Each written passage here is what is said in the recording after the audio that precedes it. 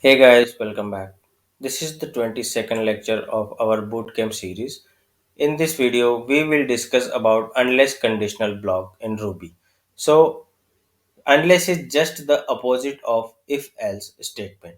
So, whenever a condition is true, your if statement works, and whenever your condition is false, the else part will be executed or the control goes to the else if statement. But this is completely opposite in unless statement. So unless will work whenever the condition is false, else the else part is executed. So here you can see that the age is gets dot to I. So I'm allowing user to provide age input here. Now you can see the condition that unless age greater than 18. Okay, if this condition fails, then the line number 4 person cannot vote will be executed. Otherwise, the line number 6 will be executed. Okay, but it is just opposite in the if case that if this condition true, then this line will execute, else this. But with unless, when this condition become false, then this will get executed, else this will get executed.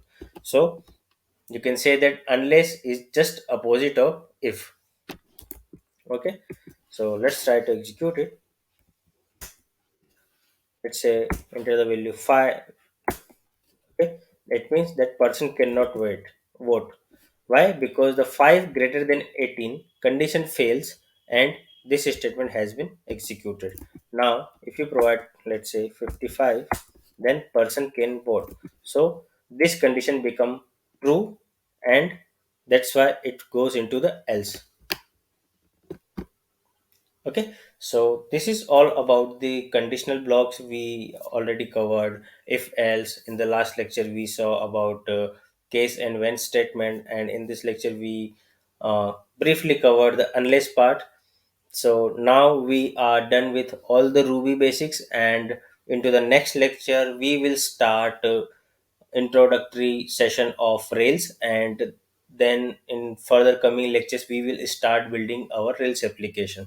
So I hope you enjoyed the Ruby basics so far, since there are so many concepts to cover yet, but I think this is the enough exposure to Ruby, and if you have practiced whatever we discussed so far, then it is then you are good to go with Rails development, and you can practice more at your end, and then we can start building Rails application. So thanks for watching the video.